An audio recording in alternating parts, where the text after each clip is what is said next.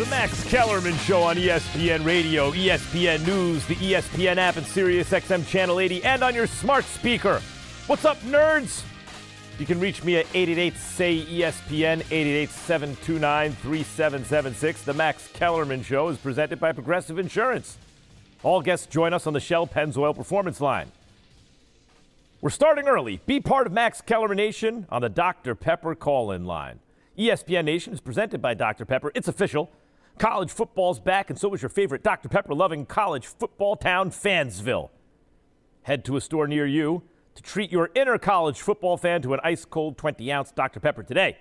I put on a little COVID weight, but, not the same access to gyms and stuff like that. But I found myself in Fansville just the other day. Took the kids, we drive through fast food. Someone got a Dr. Pepper. I was like, give me that. Let me try some of that. Oh, my God. Oh, my God. It's so good. All right, look.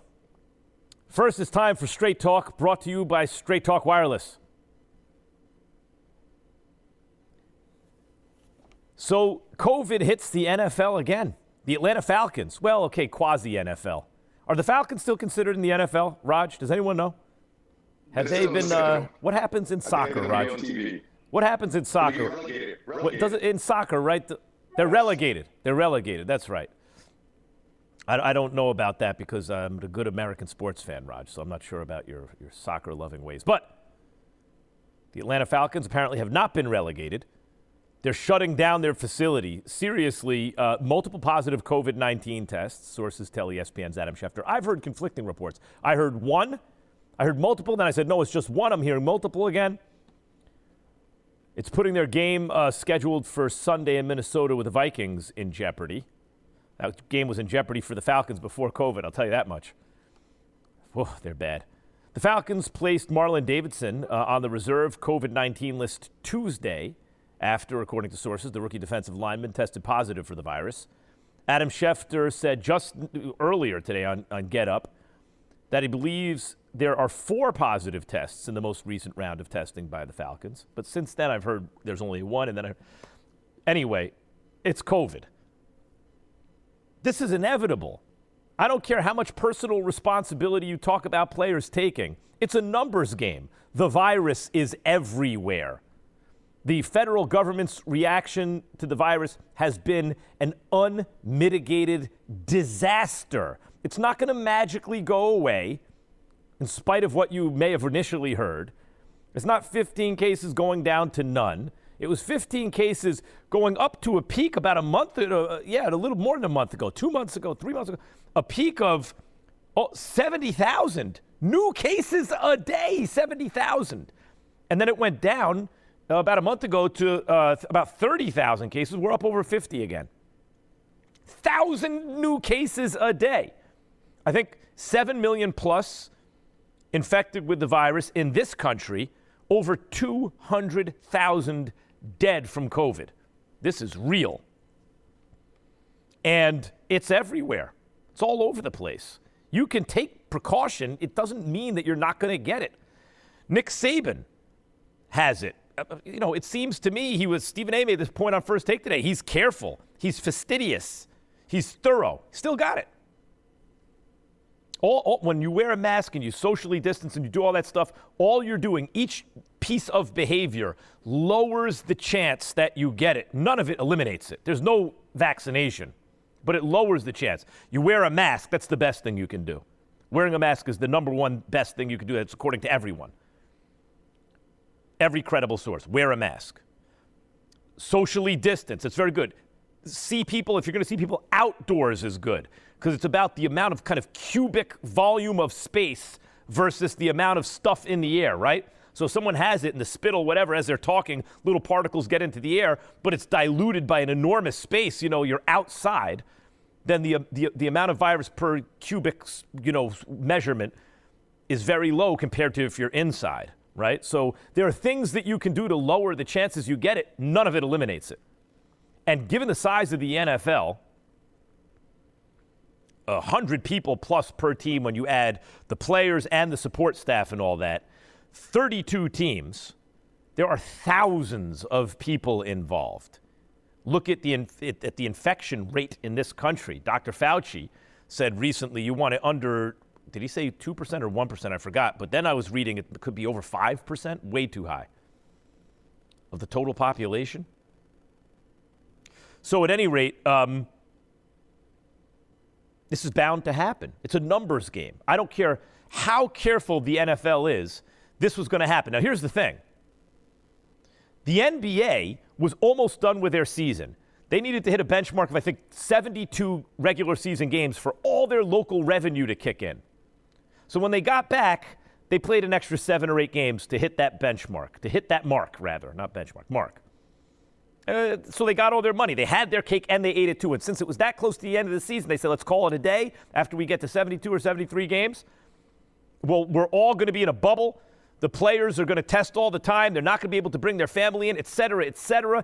Guess how many positive cases the NBA is tested for? 0. None. That's how you do it. They crowned a champion. Major League Baseball up against a different set of circumstances because their season hadn't yet started. And they have a lot more people per roster. And there's 162 games. And the Players Union said, we're not going to be without our families for that amount of time. We're not going into bubbles, whatever. So baseball, Major League Baseball unilaterally dictated it to the Players Union. Okay, then 60 games, prorated salary. It was the right thing to do. And they moved to a bubble for the playoffs. Or more of like quasi-bubbles at least. And looks like they're going to crown a champion. The NFL was just greedy. The owners tried to get the players to buy into a bubble. The players wouldn't. But the NFL, the owners never came to them, hey, what about 8 games in a bubble? What if we did 8 games in 10 weeks? You can't see your families for 10 weeks, but we'll prorate your salaries, da-da-da-da. They never tried it. I've asked NFL players, what would you say to that? And they've told me I have to think about that. It's not what the NFL said. They said, full 16-week schedule. Not only that, we're going to lose so much money from not having fans, we want to try and get as many fans into the stadiums as possible. All right, well, the odds that you're going to finish the season then are very low. Now, new testing came along, antigen test, quicker results, all this stuff, and it had greater accessibility to testing. And I think by and large, the NFL, it's actually, given the circumstances, given the kind of stupid setup they start with, they've done a great job. We're past the quarter pole of the season, and no one has yet officially had a game canceled. Now, I still think the odds they finish the season are under 50-50. But initially, I said 0% chance. So they've been relatively disciplined for a league of this size, thousands and thousands of people. But that's the point. Personal responsibility and discipline will go so far, even if you have that when a virus is everywhere, as COVID is, and there's no vaccination. It's a numbers game. It's going to catch up to some teams. Someone's going to get it. It's going to spread because it incubates for a while before it manifests with symptoms. Right? You can have it be asymptomatic for like a while, for days and days and days and days. Meanwhile, you're transmitting the disease. This is the problem.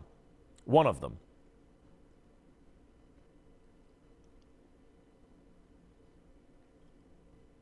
Anyway, 888-SAY-ESPN. That was straight talk wireless, no contract, no compromise. Boy, we got to get into some games this week. Steelers, Browns. Y'all must have forgot. As the great Roy Jones Jr. once said, there's a real rivalry in the AFC North. And then with the whole fight last week, well, I'm going to get into whether I think that fight is going to play into this week's game, who I think is going to win. May not even be the best matchup of the weekend. David in Connecticut, you're on the Max Kellerman Show, ESPN Radio. Max? Go ahead, David. Yep. I've been a season Nick Holder for over 30 years, and I want to tell you about the guy who got away. Oh, boy, Nick's call. Rare back interview. Yep, go ahead. Job many years ago for the Knicks, and they let him get away. Listen, this reminds me of like the Giants, right? Think of how many coordinators the Giants have had. And they're a great franchise, unlike the Knicks, who are a laughingstock. Even now that the Giants stink, they've won a couple Super Bowls in the last 15 years.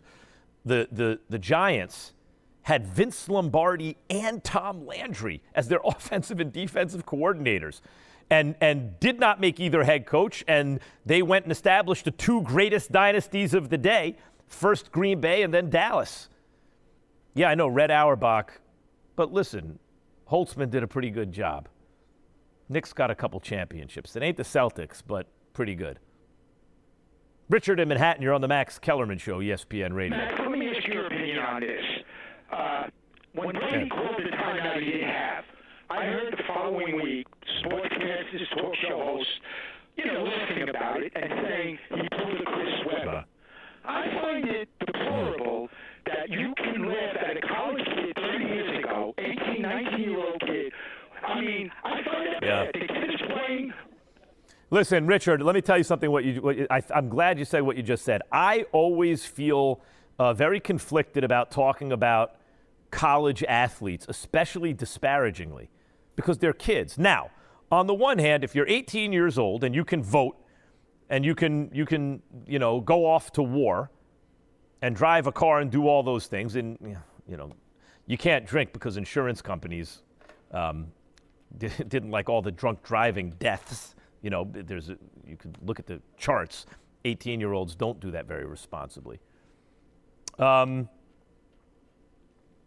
Nevertheless, you can do all those things. That's a debate for another day whether 18-year-olds should or not. But you can do all those things, and so you're more or less an adult, and you make a decision to go to a certain college, and you're playing on TV, and there's a lot of interest in it. And if you do well, you'll certainly be praised. But what if you screw up? I agree that it's you may be held up to public ridicule.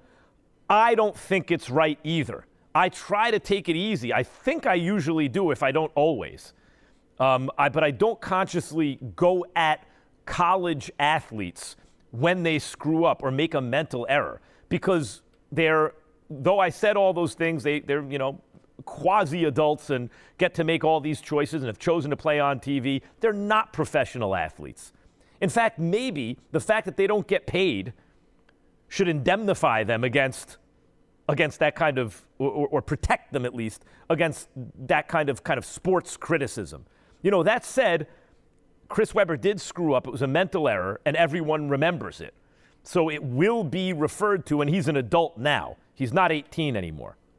But I'm glad you said that, because that's been on my mind a lot. I can't tell you how many production meetings I've been in. We're talking about, through the years, and we're talking about a college team or a college player, and how many times I have to say, hey, you know what? There's still a kid.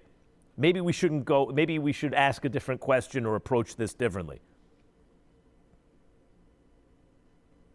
Jacob in Syracuse, you're on the Max Kellerman Show, ESPN Radio. Max, I wanted to know if the Miami Dolphins have a shot at the AFC East. If who? The Miami Dolphins. You got to stop listening to the radio. Did he say the Dolphins, guys? When the NFC East? Maybe the Dolphins could win the NFC. Someone's got to win the NFC East. The Dolphins are a competitive team. They have a quality loss to the Bills, if there's such a thing, by a field goal. They blew out the Niners when the Niners were depleted. I don't think they're a very easy team to beat. I think they're competitive, but I don't think they're going to win the AFC East. Not this year. I like the Patriots over the Bills, and that puts me in a slight minority, I think. Clearly, they're not the worst team in the division. That would be the Jets by far, as usual. But I would not say that they have a chance to win the AFC East. If what you mean is going forward, let's see what Tua has on the pro level. Chad in Louisville, you're on the Max Kellerman Show, ESPN Radio. Yes, sir.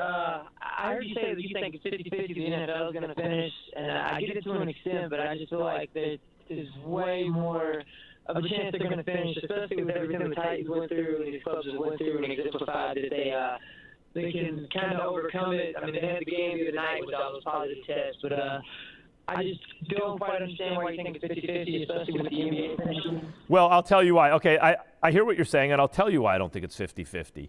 Because the bad part of all this, of COVID, like when watch out, it's going to get really bad in flu season, is just starting now. And we've already seen daily cases spike from 30,000 about a month ago to over 50,000 today and yesterday. So we're up to over 50,000 cases again. There was a high of 70,000, I want to say, in July, I believe it was. But if this is supposed to be worse than that, what are we going to go to? 80, 100,000 new cases a day? Is that possible? If it is, I'm sure it's possible. If it is, our health care system is going to be overtaxed. There won't be enough hospital beds for everyone. Mortality rate, therefore, according to the experts, should rise. I mean, this is serious. So I know there's a sense that, well, we're just going to open the economy, we're going to go on because we're in an election year, and a lot of irresponsible people want to forge ahead because they think it's politically beneficial. But pretty soon, you would hope, cooler heads would prevail, and we're going to be dealing with an increased national health crisis. How are we going to respond to that? Will they continue to play football? I think it's possible that the NFL can crown a champion. I highly doubt it's possible to have a 16-week season and a full slate of playoff games and crown a champion, given the circumstances as they are. If the teams don't have a new plan, go into kind of bubbles or quasi-bubbles, cut down on traveling, figure out how to do this. Like baseball adjusted on the fly a little bit for the postseason. And the NBA had to shut down the season because COVID had just hit and then reopen with a new plan. I think the NFL is going to have to change their plan if they want to finish the season and crown a champion. And even then, I don't think they'd be able to get through their full slate of games. I think it's unlikely.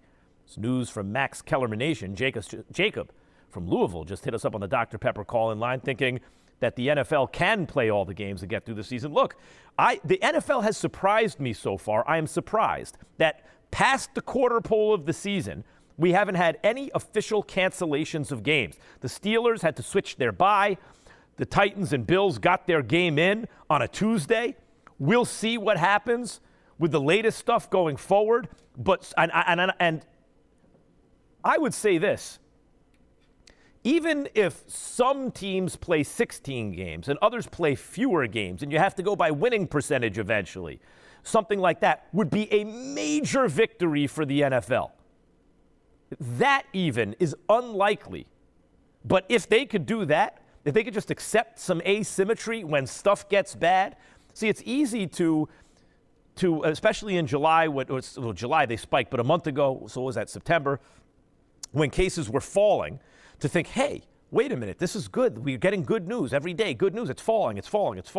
Fewer cases week over week. Then you feel like anything's possible, particularly in an election year where it's politically beneficial for some to press this message like, we're going to just act like business as usual. Understand, the experts who studied this, including when I looked at some studies, as a matter of fact, when the news of COVID came, like, oh, this is about to hit here in the next couple days. And I looked at the Spanish flu, the so-called Spanish flu in 1918, the pandemic that hit the United States, the whole world hard. And what the academics found in the aftermath, and since then, who studied it, was that urban areas in the United States, going back to 1918, had different outcomes, not just based on population density, how many people lived how close together, but also, importantly, based on how soon they closed up, how much they social distanced, and how much stamina they had for it. How long they social distanced and didn't rush to open things. Cities that did that had far better outcomes. We were late to close, and at the highest levels of our government, completely misleading and in denial about it to the American public. We were early to open, and large swaths of the country were openly mocking the idea of social distancing and mask wearing and having super spreader events. We're not in good shape with this right now. And so the fact that the NFL is operating as close to as they can, business as usual, in my view, is a mistake from the beginning. You have to deal with the reality and come up with a realistic plan. That said, they're doing better than I would have anticipated. I did not think that all these teams would not have yet officially canceled, instead of just postponed or moved to bye week, a single game. That's amazing. Maybe they can pull it off, but they'd be doing it against the odds.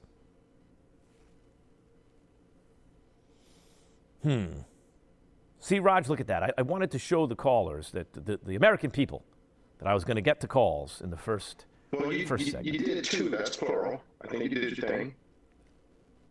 I only did two? That seemed like 8 or 9 at least. 9 minutes, but you did take two. Damn. The Max Kellerman Show is presented by Progressive Insurance. Progressive, celebrating 8 years of donating cars to veterans in need. Wasn't it 3? What's the count? It was 3. Are you sure? 3.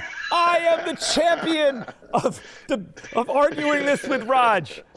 Learn more at keystoprogress.com about Progressive. Learn more about Progressive Insurance. In case you forgot, as I mentioned, we've got a real rivalry in the NFL resuming on Sunday. 2020 has changed the world of sports, that's for sure. Some teams are modifying their stadiums and arenas, while others are letting fans buy virtual seats in the stands. These changes have created demand for unexpected roles, from plexiglass screen installers to video platform support specialists. Whether you need to hire for new positions like SiriusXM Channel 80 and on your smart speaker, reach me at 888-SAY-ESPN, 888-729-3776. The Max Kellerman Show is presented by Progressive Insurance. All guests join me on the Shell Pennzoil Performance Line. Browns Steelers. This is a real AFC rivalry game. AFC North. Everyone, I think most people think the Ravens got this in the regular season. But the Steelers went 8-8 last year. 8-8 without Ben Roethlisberger, and then without their backup, and then without their third-string quarterback for a while. Mike Tomlin, in fact, doesn't even need a guy to play quarterback. It could just be an empty spot there. He could play 10 on 11, no quarterback. The man can't go under 500. He can't have a losing season. Oh, man, and you could see why. Like, X's and O's fine, and he's obviously good because he's adapted with the times, right? He comes in, Steelers football. Remember that first press conference? Run the ball, stop the run. I'm like, who is this dude? No wonder they hired this guy. Because I was a Steelers fan from way back. I mean, I'm a Giants fan, but when I was a kid, the Giants stunk. If your hometown team stunk in the 70s, you chose one of 2 teams to root for out of market. You were either chose the Steelers if you were a real football fan and a real person, or if you were a terrible human being, you chose the Cowboys. Nevertheless, I chose the Steelers. They won all the time.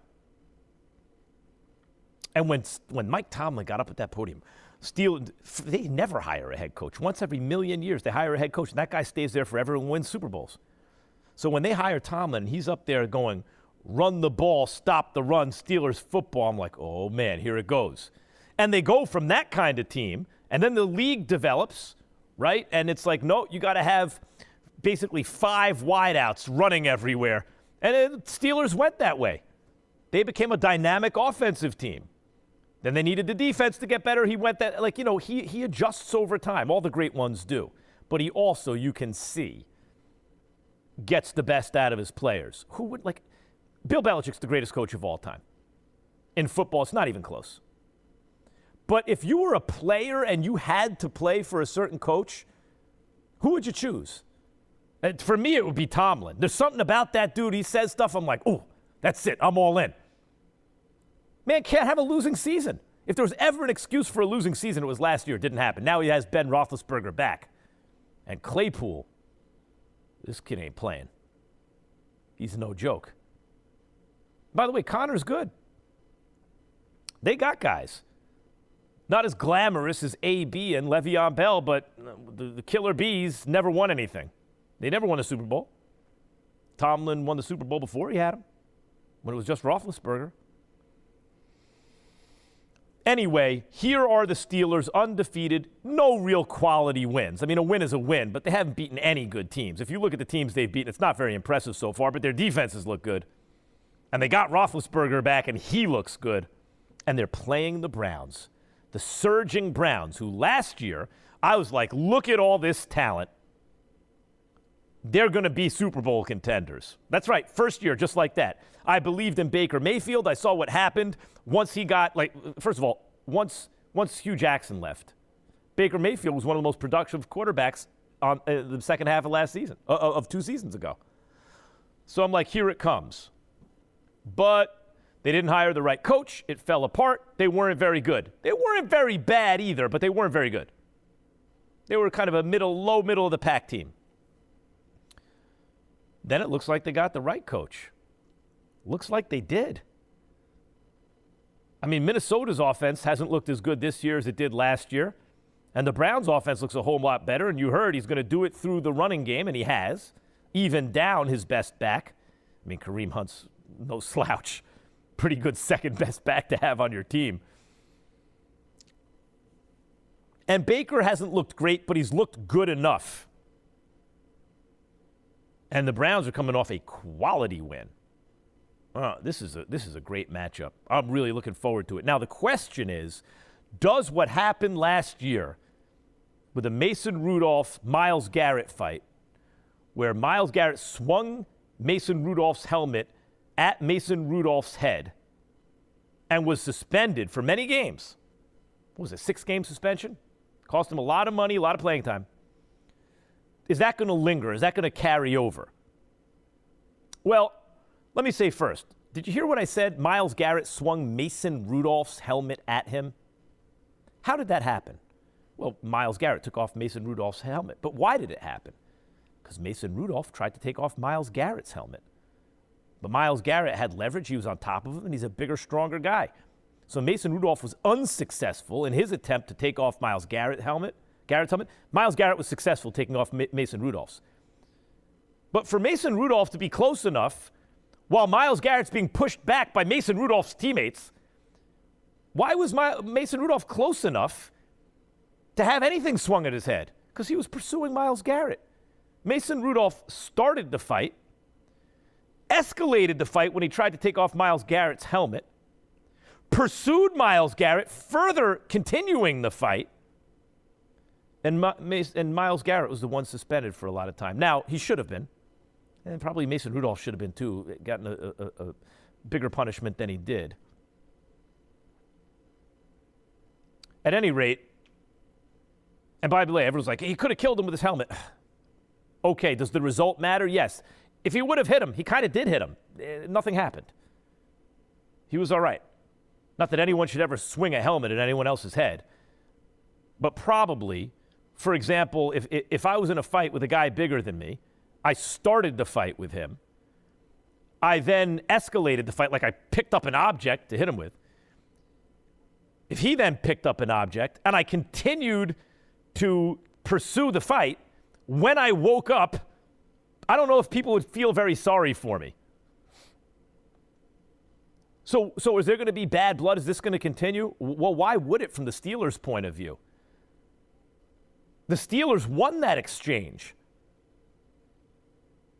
It was the other team that got punished more severely than the Steelers. And now Mason Rudolph's not the quarterback. Ben Roethlisberger is. Why would the Steelers have lingering bad blood? And the Cleveland Browns got bigger fish to fry. Myles Garrett had a lot of time and paychecks missing, and he is balling out of control this year. I don't think it's going to, maybe there'll be bad blood in the sense they'll be even more competitive than normal. Like this one goes to 11. I know it sounds ridiculous. Well, aren't they already super competitive? No, actually, the whole this is Spinal Tap thing, this one goes to 11, that exists because under certain circumstances, you can tap into adrenaline that you don't normally have access to. In other words, no matter how many times you simulate the situation in practice and come out with a competitive spirit, there are external circumstances that can put enough pressure on you to cause you to produce adrenaline you wouldn't normally have access to. And then it goes to 11. So do I think that this one goes to 11? I think it's possible, but I don't see it as bad blood spilling over and another fight taking place. I see it as an excellent AFC North matchup. I think the Steelers rested have a good chance to win this game. Even though the Browns have looked good and they're on a roll, I think you have a rested team and a defense that's looked good and a quarterback that's looked good, and they still have to prove themselves. Steelers got screwed by the schedule change, by the fact that that the Titans held a practice after they were told to socially distance, and the game is canceled. And the Steelers now, had to take their bye already, which wasn't scheduled. But okay, Mike Tomlin's not one to make excuses. He's just going to prepare for the next week. I think the Steelers are very motivated, first of all, to beat a quality team. Secondly, to have that divisional win. And thirdly, yes, some revenge. They lost that game. I like the Steelers, but this is a pick-em kind of affair in my view. Well, Raj, the Zoom is not working apparently. Well, this is the Max Kellerman Show. It is the Max Kellerman Show, but you were about to ask people where should Le'Veon Bell go, because you were going to tell them Axe Max is next. Axe Max is next. That's the thing of when Zoom crashes. This is great. This is dramatic for me, all these reveals. What else is coming up on the Max Kellerman Show, You're also going to tell Raj? them that the Max Kellerman Show was brought to you by Shell V-Power Nitro Plus Premium Gasoline. Uh-huh. Yes, it is brought to you by Shell V-Power Premium Plus. What? Close enough. Premium gasoline. I said 2 premiums. It's a good gasoline, Raj. And then What you else? say Axe Max is next, and then you hit the brake. Well, 888-SAY-ESPN. Axe Max. Keyshawn Johnson.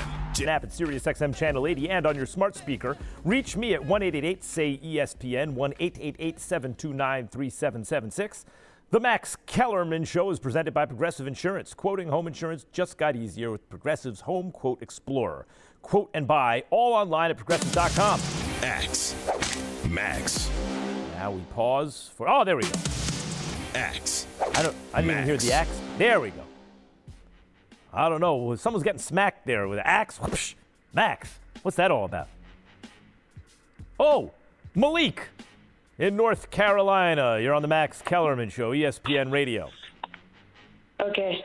What I wanted to say was that I think that Russell Wilson's going to win MVP because he's improved DK Metcalf and Tyler Lockett so much. I feel like Jamal Adams and Bobby Wagner, they're the best of their position in the league. And Is Adams playing this week, Raj? What's that? Is Adams Who's playing that? this week? What teams did he say? Jamal Adams. Oh, I don't know if he's going to play. Raj. He's a football I player. thought you He's a said, is safety. that who's going to Hey, Malik, let me ask you something. yes, Malik, where is he? How old are you? 14. Okay, and it's I notice it's before 3 o'clock, and yet so school's in, but you're calling me now. You can tell me the truth. When I was your age, I sometimes used to cut school. My brothers and I would cut school. We'd trade baseball cards. That's how old I am, and we'd carry it in cigar boxes, trading baseball cards. What's going on with you? Why aren't you in school? I just got out of school after a few minutes ago. Good for you. Now I'm just. You know, it would have been even better if you said, normally I'd be in school, No, but Max, I'm such you a didn't fan of catch the show. He said I wanted to call you and talk He said he just got football. out of school 15 minutes ago, but he's been on hold for 50 minutes. Oh, Yeah. Malik, is this true? You've been on hold for almost an hour, but you said 15 minutes ago you got out of school? How does that add up? Yeah, I was doing my test while I was waiting. What kind of test? Well, let's find out about Malik's curriculum. What kind of It test was you a got? marketing test. A marketing test? You have marketing? You're 14? What Ninth. grade are you in? So 9th grade has a marketing test? You're calling from North Carolina, huh? What kind of marketing test? You're going to be a businessman? I don't know. I want to be a sports analyst. All right. You want to be a sports analyst. Good. That's, by the way, it's a great job, pays great, and you don't have to work for a living. You get to talk about sports. All right, Malik, we're going to wrap this up. I noticed that you said 15 minutes, but in fact, it's been almost an hour since you've been on the line, which means Malik must have finished his marketing test very quickly and then called the show. He's a marketing whiz, Malik, at the age of 14. Vernon in Maryland.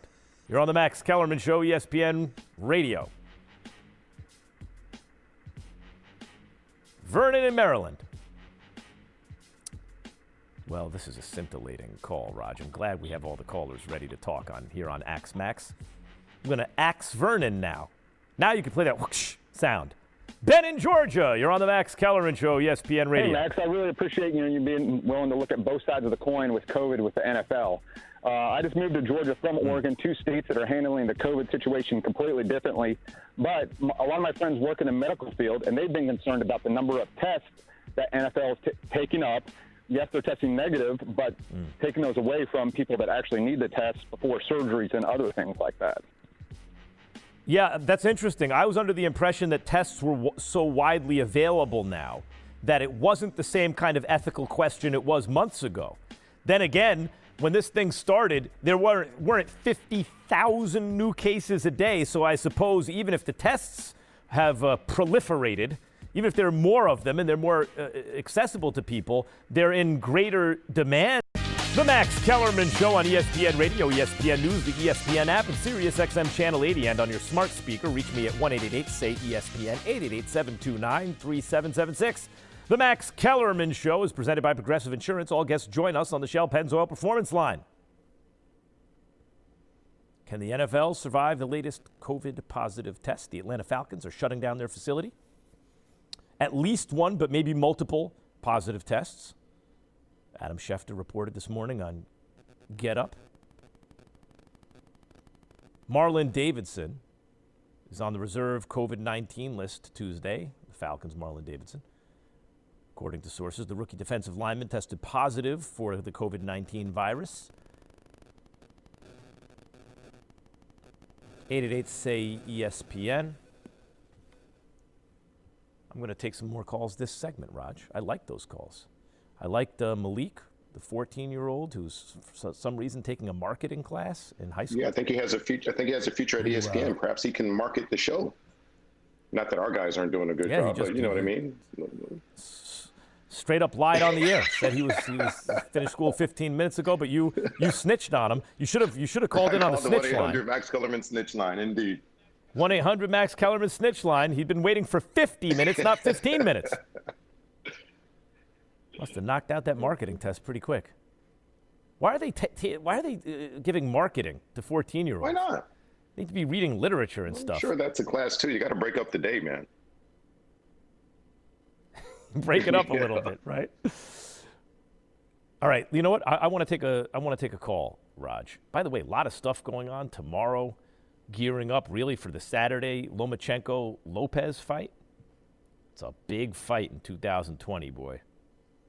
I mean, Lomachenko's a big favorite, but that's a big fight.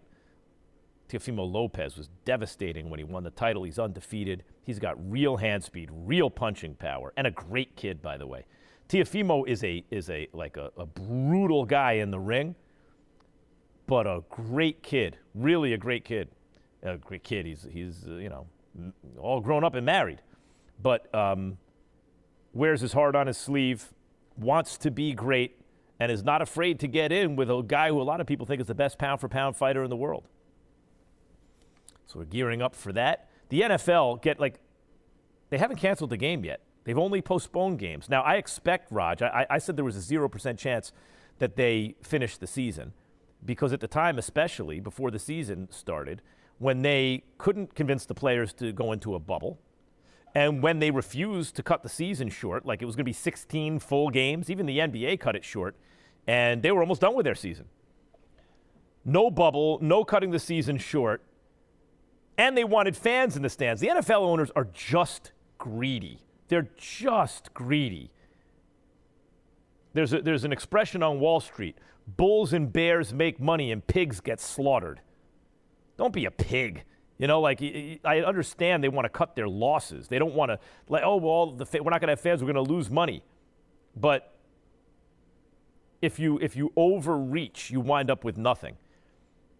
And a previous caller in the last segment mentions, hey, even though the tests are more readily available, those are my words, there's more accessibility to greater number of tests now because there are more tests than there used to be. There's the antigen test, which is not as accurate, but much faster, much cheaper. But even so, there's so many cases, new cases every day now. We're up over 50,000 again. 50,000 new cases a day. That professional leagues are kind of monopolizing or hoarding tests that maybe could be more useful in other places, where it's really life or death. It's an ethical question. It really is. Whether that should even, but however, that's what's, the NFL owners are extremely rich and powerful, and there are different outcomes in this country depending on your socioeconomic status. period. For example, the president gets COVID. You can be elderly and obese and get the most cutting-edge treatment and recover. If your average guy is elderly and obese and gets COVID, you do not usually have a good outcome there. You know, I was thinking about Nick Saban. I'm happy. Like, I don't know Nick Saban. I've talked to him on TV. I've interviewed him and stuff like that, but I don't know him personally. But even if I had never interviewed him, just being a sports fan, I feel like I know him. Or rather, we all know him to an extent. He just doesn't know all of us. Raj, he knows me more than he knows you. You are famous. You're on radio, TV, Yes. you're handsome, you're rich. Look at me. Oh, I'm handsome. That's right. Never mind that, Raj. The point is this. Like, shh. We're making out here in this business. Just keep pocketing the money and let's not talk about it too much, Raj. You know what I'm saying? The point is, Nick Saban, I'm thinking like, oh man, I'm glad he's rich and famous and will have access to all the best treatment, so I think he should be okay. He'll be okay, right? Good. So that's a relief. And then I think, well, because I feel like I know him because he's famous. He's on TV all the time. And I like football. And he's the greatest college coach, right? Ever. I'm happy that he has access to all the best treatment. And he has a better chance of getting through it okay. What about all the other people who have it, who are 68 years old? He'll be 69 in a couple weeks. Who aren't rich and famous and don't have access to that treatment. A lot of them in a world of trouble. Over 200,000 dead Americans. I want to take some more calls, Raj. Conner McGregor wants to fight Poirier in a rematch. That's a tough fight. No gimmies in the UFC. We got to get a lot to get to. By the way, all these positive tests in the NFL, you know how many in the NBA? 0. The entire time, 0. They put everyone in a bubble. They only invited 20 teams. They finished the minimum number of regular season games they needed for the local TV money to kick in. They got all that money. Then they played the full playoffs, even expanded it and tinkered with it. And that worked. It was dramatic and awesome. And they crowned a champion. 0 positive COVID tests. Now, basketball, there are fewer number of players on the floor at a time. They were almost done with their season. They had certain advantages. But the discipline, the planning, and the cooperation that the NBA just showed the rest of the world how to do it. NFL players didn't want to be away from their families. I understand that. Weren't willing to. And the NFL owners weren't willing to shorten the season. Think about MLB. The players said, we don't want to go into a bubble and not see our families for weeks and weeks and months. MLB said, well, then we're not going to do the 81 whatever games that you want. We're going to unilaterally tell you 60 games prorated salaries. It was the right thing to do because the major leagues cut their season almost by 2/3. Looks like they're going to crown a champion. And they had a lot of positive COVID tests. But the NFL's so greedy. They want 16 full games. They want fans in the stands. It doesn't sound like and by the way, the positive rate is going up and up and up. It is alarming. It's over 50,000 new cases a day, and it's likely to get worse, much worse, according to experts. And when that happens, there aren't enough hospital beds for the people who need them. This is why you flatten the curve. You draw it out instead of everyone getting it at once. Because then the healthcare system gets overtaxed and people die. And that's where we're heading right now. In fact, people say that's where we are already with it spiking again. But look, the way it's going to go is we're going to shut it down, flatten it, dip it, the curve goes down. Then we have to open it up and try to get some semblance of normalcy. And when we do that, the cases are going to start to go up. We're going to have to close it down again. That's the cycle. The NFL is past the quarter pole without canceling a game officially. I'm impressed. I didn't think they'd be able to do it. But they are a long way from finishing the season. KC Joyner, the football scientist, that's a scientist, not a scientist, Raj. Who knows what a scientist is? Scientist, of course, joins us on the Shell Pennzoil Performance Line. KC. How are you? I'm doing well. KC, you've been saying some interesting stuff, and maybe this is known in the analytics community, but it was eye-opening to me. I think of the Chiefs as a team that, sure, let's have a shootout. You ain't going to beat the Chiefs in a shootout. Patrick Mahomes, Clyde Edwards-Helaire, Tyreek Hill, Travis Kelce. My goodness. And their defense isn't great, right? So go ahead, shoot it out. But you had some interesting things to say about that. Will you share it with my audience? In 2018, the Chiefs went 5-5 in shootout games, and I call a shootout game when each team scores 24 or more points. They lost the conference championship game in a shootout game, and I think Andy Reid realized what studies have shown over the years, which is that even the best teams in NFL history, I'm talking teams that score 500 or more points, they win just under 60% of shootout games as a whole, and then if you take a couple of outliers out, it's like 53%. They're basically a 50-50 proposition. He said we have to stop from getting into shootout games to win. Late last year, they finally were able to get out of shootout games. In the last 9 games, they only had 2 shootouts. They won both of them, and that was one of them was the playoff game, and the other one, in fact, they were both the playoff games where they had great performances there. And this year, in their first 4 games, they were 4-0, and then they get in the shootout game against the Raiders because the Raiders knew we need to get these guys in the shootout game and win that way. So I think Andy Reid realizes that we just can't get into that kind of situation. If we can keep from getting into shootout games, the record is phenomenal. But over the past year, they're 5-4 in shootout games. So they are the type of team that says we don't need to get those. That's interesting to me because with inflation, right, points are cheap. I get that, but it seems very easy for the Chiefs to score, whereas lower scoring games mean each point is dearer, is more expensive, so to speak, has a greater influence on the outcome of a game, and that, to me, seems to increase kind of chance, increase the odds that the underdog could win because they could do it maybe by a simple score. Why do you think they have had more success avoiding shootouts? That seems counterintuitive to me. It seems counterintuitive. It would play to their strength, but the NFL has always been a path to get the lead and run to win. In fact, Bill Parcells used to say that if he had a team that had less talent than the other team, if he says, my team doesn't have as much talent as the other team, I'm going to throw the ball a ton. And you think of Parcells, I mean, a power rushing coach, the guy who always likes to run the ball. But when he was in New England in his first year, Bledsoe had an overtime game where he threw 70 passes because they knew we have to do that. You're putting the other team into a situation where they're going to take more aggressive approaches.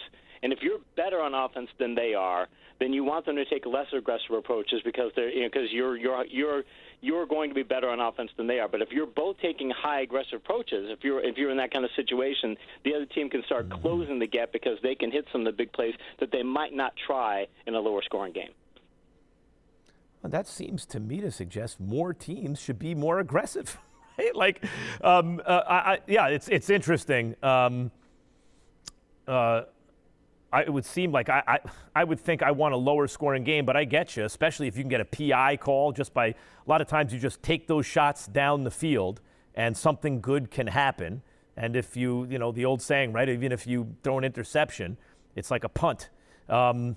You have Jared Goff as an upside play this week. Why? Got fantasy Goff football. As an upside play this week. Because you look at what Fitzpatrick did last week, and everybody talked about how bad Garoppolo played. But really, the story for the 49ers is they were missing 2 starting cornerbacks and 2 top backup cornerbacks. When you're down 4 cornerbacks, I mean, Al Davis used to say you can never let your team be short of cornerbacks. But if you've got 4 guys hurt, it's hard to keep a good set of cornerbacks out there. And the Dolphins don't have very good receivers, and obviously their quarterback is so-so. And you look at the Rams, and Goff can be a very good downfield passer, and they might have the best quartet of receivers in the league. And the 49ers, the early injury reports indicate they might be down 5 cornerbacks this week. They might be down 1 more player. So if you're down that many cornerbacks and you're facing that type of offense, I think Goff, who's been putting up 20-plus fantasy points on a frequent basis this year, is going to do it again this week. Yeah, that's a really good point. If you're down 4 or maybe 5 of your top cornerbacks, right, your whole kind of unit, then a team like the Rams, where it's not a single receiver, that this is your number 1 guy, and the other guys fall in behind, but rather you have 3 different guys who are all capable of hurting you, and Goff spreads it around, that's the worst kind of matchup for a team without their secondary, right? They couldn't even go forward because they had Van Jefferson was their number 3 receiver, and now that he's been Josh Reynolds is back as the number 3 receiver. But now you could even go to Van Jefferson, and they've got 2 solid tight ends too, no less. I mean, you could add that to it and say, hey, we could flex those guys out too. So, I mean, San Francisco's just got to get healthy in that secondary, or else they're going to just have to play real close to the best games. Because that's why they lost to Philadelphia too, I think, because they had to play a different type of game because they didn't want to expose the secondary. Talk to me about Chase Claypool. Boy, people who are taking him are happy today. I may have to do that this week. Should I take Chase Claypool this week? Claypool this week. The only concern is that he wasn't supposed to play that much this past Sunday, and Deontay Johnson got hurt for the second week in a row, so Claypool had to go in there. In fact, on his last touchdown pass, he had to actually talk to Roethlisberger and on the field and say, hey, what am I supposed to do on this play? He wasn't even sure, which says something bad for the Eagles, that Roethlisberger told the receiver what to do and your linebacker still couldn't cover him. And Claypool, before that game, though, the Steelers had 3 completions or defensive coverage penalties in the first 3 games, or 7 of those plays in the first 3 games of the season, and Claypool had 3 of them. He's already their best vertical receiver, so it doesn't even really matter if Johnson comes back. Claypool's still going to be their top vertical guy, and I'm getting him into any kind of – if I'm in a 12-team league, I'm definitely getting him in the lineups, every lineup I have. So the whole question with Juju Smith-Schuster, with AB, right, is AB making him look like a potential number 1? And I thought, Juju Smith-Schuster looks like a number 1 to me. And then AB leaves, and Juju Smith-Schuster was exposed as maybe not a number 1. And I was kind of stubborn staying with that, thinking, no, I think he can be. But those who were worried, at least, that when the other guy's not there, he's going to get more attention and will not be able to produce, look smart to me at this moment. Number 1, is that right? Do you think Juju Smith-Schuster's not an actual number 1? And number 2, so to speak, or B, let's say B. Raj, I don't want to confuse anyone here. That was A. And B, does Claypool change the equation for Juju Smith-Schuster, the attention that he's going to wind up getting? The Juju situation is similar to what it was when you had Mike Wallace and Antonio Brown. Wallace put up these fantastic numbers, and for a time he looked like the best receiver in the league, and it turns out Brown is actually a better receiver, and Wallace thought, I deserve big money, and the Steelers said, look, we know what our offense does to make you a great receiver. So they ended up shifting him out, moving AB into his situation. I think Juju's in the same situation. He thinks, I'm big money, I'm this receiver, and the Steelers are like, we're making you what you are because of our system, and we do a fantastic job of developing receivers. The Steelers, by the way, one of the reasons they're so good at getting good receivers is they always say we look for football players first, and then we look for the speed things second. Like, we're not looking for the speed things first. Like, Al Davis is always going to draft guys who run 4.2 40s back in his day, and the Raiders are still doing that to this day, and that's why they get hit him as players. The Steelers say, no, we're going to go for Claypool. He's 6'3", 238 pounds, and he runs a great 40 time. He's a football player first and an athlete first. So that's why they go for those sorts of players, and I think they realize that we can have Chase Claypool develop into a receiver who can take Juju's place, which is bad news for Juju, but that's what the Steelers do. Football player first, athlete second. I'm sorry, yes. Football player first, yes, second. Yes. You had them both first. That's not possible. Casey Joyner, the football scientist, before I let you go, give me a good value play, and then also give me some upside. You know how all the fantasy wags do it. Give me the value play, and give me the upside play this week in DFS would be Myles Gaskin. He's been getting carries, but he hasn't been getting goal line carries in that offense. And Miami last week had 3 carries inside the 10-yard line. They gave him all the Gaskin, including 2 at the 1-yard line. So that means he's getting those carries instead of Howard. Jets defense is terrible, so he's going to be a good play this week. In fact, I think he only costs $5,400 in DraftKings, and he's going to be equal more than that. As far as some upside plays, over the next 5 weeks, there are only 4 teams that have really favorable schedules that would say they're going to get in a lot of high-scoring games. Carolina, Denver, Green Bay, and San Francisco. Any players on those teams, if you're looking for high upside trade options, go for those players because some of them are going to be available for low prices, but they're going to be getting into a lot of high-scoring games the next few weeks, and they're probably going to be worth a lot more than you're going to get for them. He is Casey Joyner, the football scientist. Casey, plug something. Go ahead, plug away. It would be at thefootballscientist.com. I have a paid subscription service that does fantasy football waiver picks, does start-sit picks. I send out charts every week to tell you all these things about what the matchup is going to look like over the next few weeks. And if you use the discount code MAX, you get 10% off. Let me tell you something, everyone. When I used to pour over these charts, the blue versus the green versus the yellow versus the red, as it color-coded, I'd spend hours on my $10 a week fantasy football thing, and I would reign supreme. Raj, I was the best player in our league. I admit, you and I were neck and neck, but I'm going to say it was me. But we were better than everybody else. We had some good battles, and of course we had Marcellus donating money. I'm past my prime now because I don't have the time to pour over it the same way. I'm doing it much more kind of in a slipshod way, and I don't finish in the money anymore. I got to get back to my Casey Joyner charts. Casey Joyner, the football scientist, ladies and gentlemen. Conner McGregor getting back in the ring at the right time. 2020 has changed the world of sports. I repeat,